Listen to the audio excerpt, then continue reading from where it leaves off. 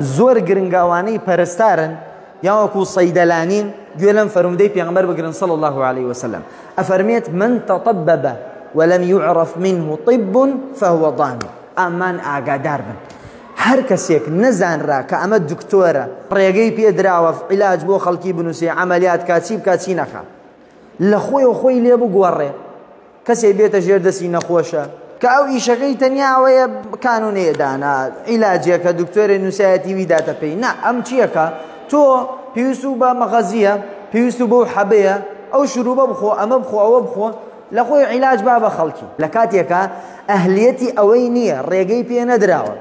ئەفەرمێن فەهوە ضامن بەڕاستی ئەو کەسە ئەگەر هات و عیلاجی سەقەتی بۆ خەڵکی نووسی بەیانی خەڵک کلێی وێسیا توی شەلەل هات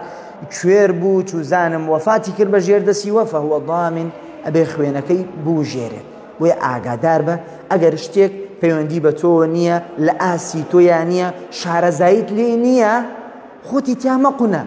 دوایەوە گوناحبارەوی لەلای خوا و خوێنی خەڵکی و ئازار و مەینەت و ناخۆشی خەڵکی هەمووی ئەوێ بوژێری ئاگادار نازانم ڕەحەتی گیانم سەلام عەلەیکوم